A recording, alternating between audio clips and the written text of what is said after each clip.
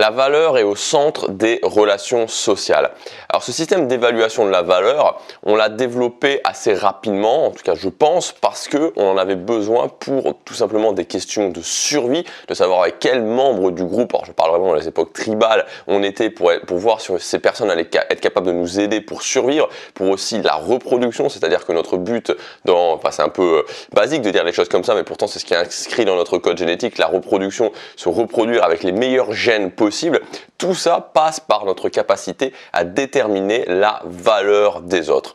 Donc on va parler de ça dans cette vidéo et surtout des applications que ça a, non pas quand on devait chasser, les tigres ou je ne sais quoi à l'époque tribale, mais dans notre vie d'aujourd'hui où a priori il n'y a pas vraiment de tigres à chasser. Je vous rappelle que hier j'ai sorti une formation qui s'appelle Dynamique sociale décryptée, donc c'est un véritable dictionnaire des dynamiques sociales avec deux parties: compréhension, comprendre les mécanismes profonds des dynamiques sociales. Si aujourd'hui vous avez des sujets sur lesquels vous vous sentez frustré, regard des autres, se faire rejeter, vous avez du mal à vous intégrer, tout ça, ça passe par des mécanismes spéciaux que je vous explique dans cette formation. Et dans la partie numéro 2, on met en place, dans le module numéro 2, on met en place des nouvelles habitudes de comportement pour intégrer tout ça.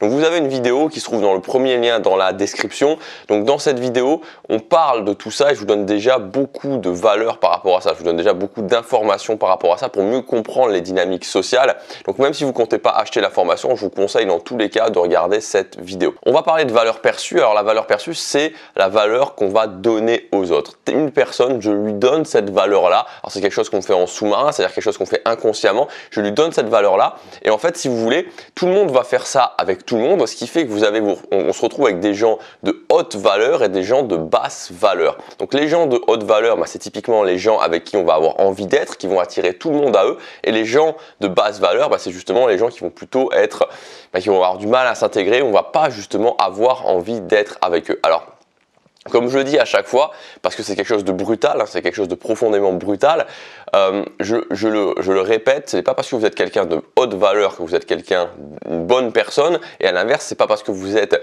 une personne de basse valeur que vous êtes une mauvaise personne. Il faut sortir de ce schéma-là où en disant ça, on juge les gens en tant que personne. Je ne juge pas les gens en tant que personne, on ne juge pas les gens en tant que personne, c'est simplement un constat au niveau de leur valeur perçue. Et vous vous dites peut-être, c'est dégueulasse, c'est pas juste, mais pourtant, même si vous vous dites ça, vous le faites exactement. C'est-à-dire que naturellement, à l'école, à l'université, dans votre boulot, dans votre famille, n'importe où, vous allez naturellement avoir envie d'être avec des gens de haute valeur et naturellement rejeter les gens de basse valeur. Alors on peut s'interroger sur cette question. Notre morale peut nous dire que c'est pas bien, mais notre code génétique nous dit tout le contraire. Donc voilà, je ne suis pas là pour faire un débat sur la morale, je ne suis pas là pour en train de se dire qu'est-ce qu'il faut faire, est-ce que c'est le code génétique qui parle, est-ce que c'est la morale qui parle. Moi je suis juste là pour constater des faits et pour vous dire qu'en vous appuyant sur ces faits, en appuyant sur les bons leviers, vous allez pouvoir radicalement changer votre vie sociale. Donc on va estimer la valeur perçue et donc ça va donner concrètement le mec ou la fille où avec tout le monde a envie d'être avec, tout le monde a envie de parler à cette personne-là, tout le monde a envie d'être ami avec cette personne-là,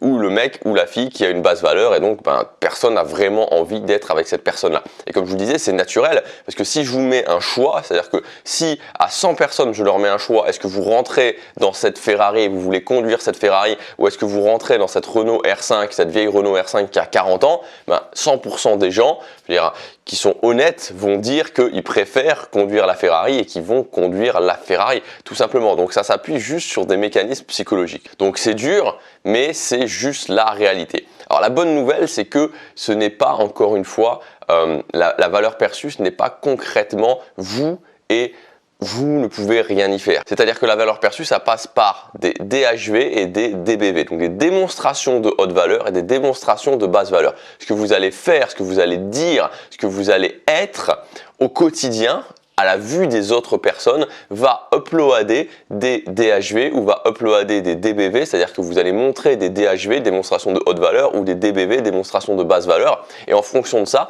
les gens vont vous voir d'une certaine façon.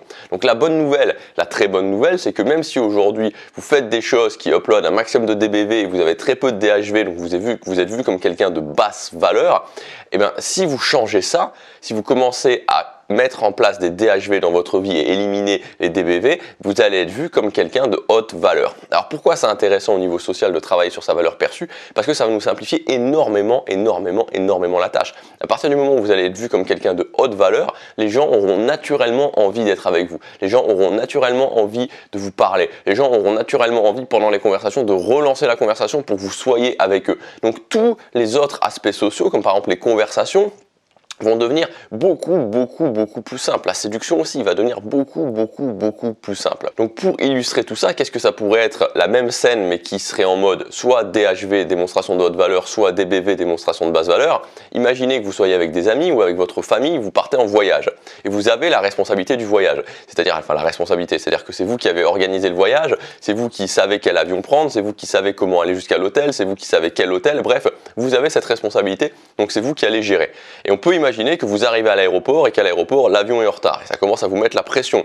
Parce que par exemple, vous avez réservé un chauffeur pour l'aéroport où vous allez. Donc vous commencez à stresser. Puis quand vous arrivez à l'aéroport, naturellement le chauffeur est plus là et donc vous devez prendre un taxi. Le taxi vous arnaque, le taxi vous fait payer 3 fois le prix. Et donc voilà, ça vous énerve, ça commence encore plus à vous énerver. Et puis quand vous arrivez à l'hôtel, vous vous apercevez que vous avez mal fait la réservation, que donc votre réservation n'a pas été acceptée et que vous devez retrouver un nouvel hôtel au dernier moment. Et là, vous commencez vraiment à exploser. Vous commencez à dire mais comment je vais faire? Mais c'est pas possible, qu'est-ce qui se passe? Qu'est-ce qui se passe? Qu'est-ce qui se passe?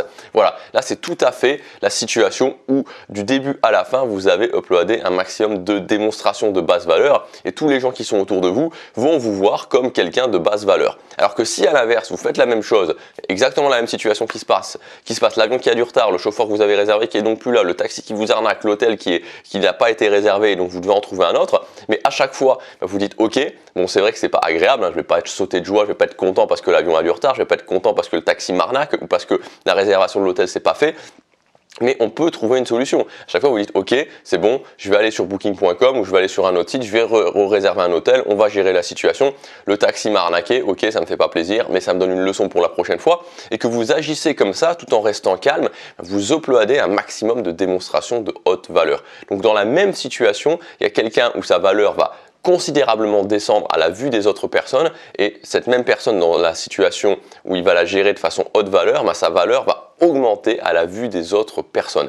Et évidemment, ce qui va se passer, c'est que les personnes qui vous voient, les personnes qui sont avec vous vont agir totalement différemment, vont commencer à agir totalement différemment si vous avez stressé, si vous avez été anxieux, si vous êtes énervé du début à la fin ou si vous avez géré la situation sur le moment même et même après.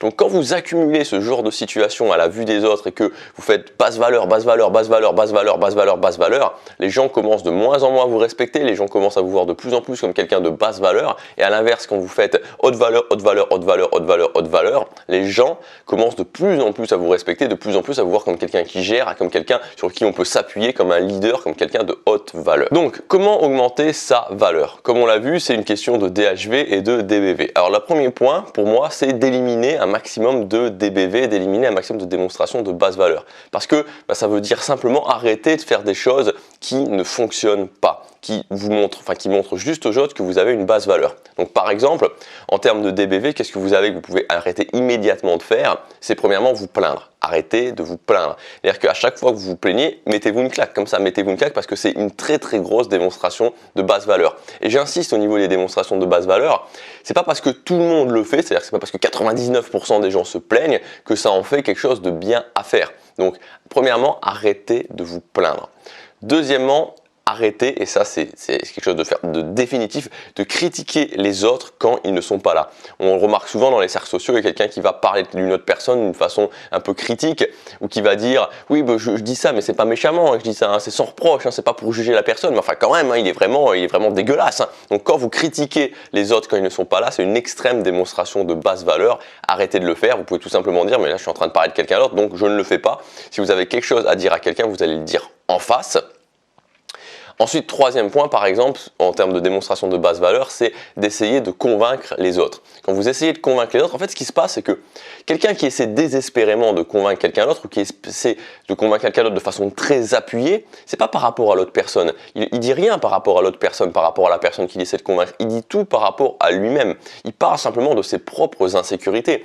Quand par exemple, sur les commentaires YouTube, par exemple, quand il y a des gens qui mettent 2, 3, 4, 5 commentaires sur la même vidéo, sur plusieurs vidéos, vidéo sur un sujet, comme par exemple sur le fait d'essayer de me convaincre moi que l'argent ne rend pas heureux. Quand je dis voilà, pour moi l'argent rend heureux, puis il y a des gens qui commencent à s'énerver en essayant de me convaincre, en essayant de convaincre les autres que l'argent ne rend pas heureux. Moi personnellement, ils vont pas me convaincre, parce que je sais, je veux dire, je me base sur des faits, je me base sur ce qui s'est passé dans ma propre vie.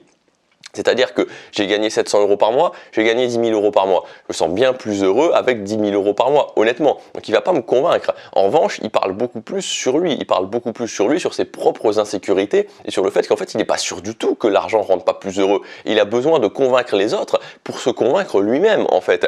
C'est comme les gens qui vont me dire que les objectifs, qui vont essayer de me convaincre que atteindre ces objectifs, être dans l'immobilisme, c'est mieux. Et moi, ils ne vont pas me convaincre. Moi, personnellement, encore une fois, j'ai passé 20 ans de ma vie, voire plus, à être dans l'immobilisme, à en être malheureux, à pas atteindre mes objectifs et avoir une vie que je détestais. Et maintenant, j'ai exactement l'inverse. Donc ces gens-là ne vont pas me convaincre parce que c'est pas, je base pas ça sur une vague idée ou sur de l'idéologie, je base juste ça sur des faits, sur ce que c'était avant et ce que c'est maintenant.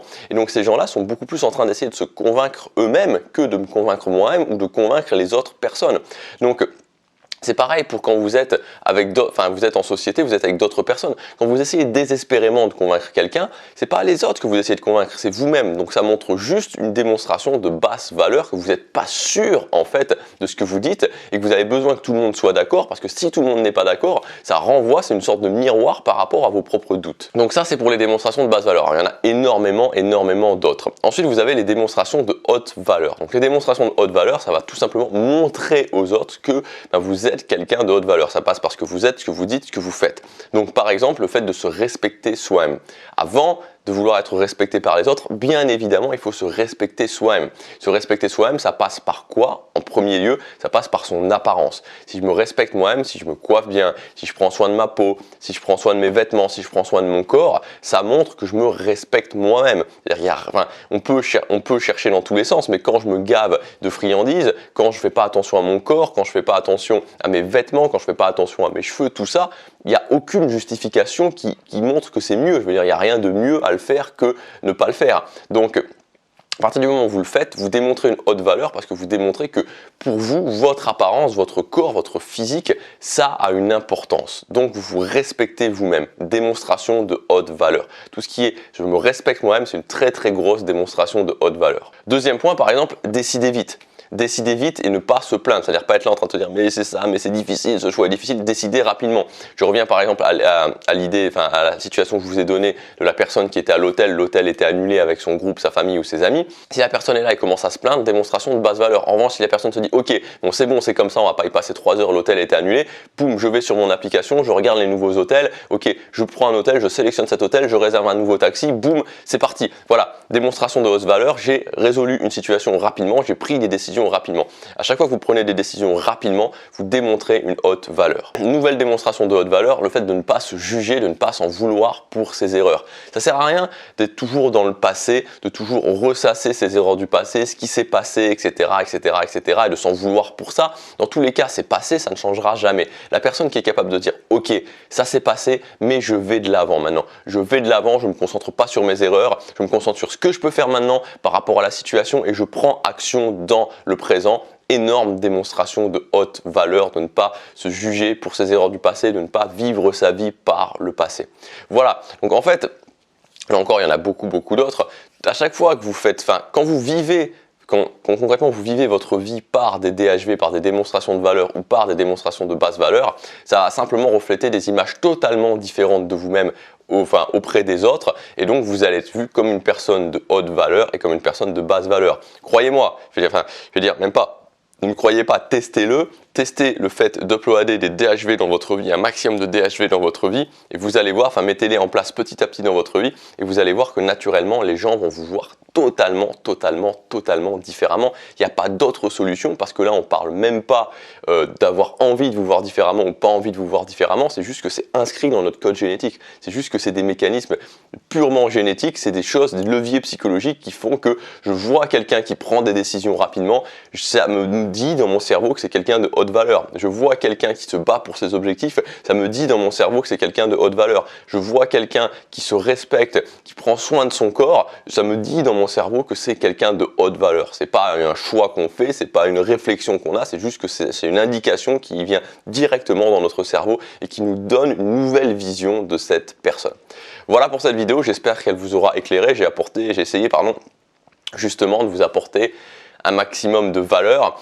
Maintenant, si vous voulez aller plus loin, si vous voulez avoir plus d'informations à ce niveau-là, la liste des DHV, la liste des DBV, que vous pouvez appliquer, les habitudes de comportement par rapport à ça, vous pouvez accéder à ma formation qui s'appelle Dynamique sociale décryptée. Donc, on va voir justement dans cette formation 12 règles dont la valeur perçue fait partie, qui sont des règles qui vont vous permettre de comprendre les dynamiques sociales, d'apprendre en fait ce langage des dynamiques sociales, et au-delà du fait d'apprendre ce langage des dynamiques sociales, au-delà du fait d'apprendre la grammaire, donc comme je vous dis, ça va vous permettre de comprendre, de dire ok, je faisais ça, ça donnait ça, maintenant je comprends pourquoi j'ai du mal à m'intégrer, je comprends pourquoi les autres me jugent, je comprends pourquoi quand j'agis de cette façon-là, j'ai ce résultat, vous allez comprendre. Mais au-delà de ça, dans le module numéro 2, on va avoir des nouvelles habitudes de comportement à développer par rapport à ces règles. Je vous donnerai précisément à chaque fois une règle et ensuite une habitude de comportement à intégrer dans votre vie. Voilà, donc c'est disponible pendant quelques jours encore à son prix de lancement. Vous avez toutes les informations avec tout le programme, toutes les règles. Vraiment, qu'est-ce qui va se passer dans cette formation, qu'est-ce que vous allez apprendre, jusqu'à quand dure le prix de lancement. Dans le premier lien dans la description, moi je vous dis à demain, passez à l'action, chaque jour compte.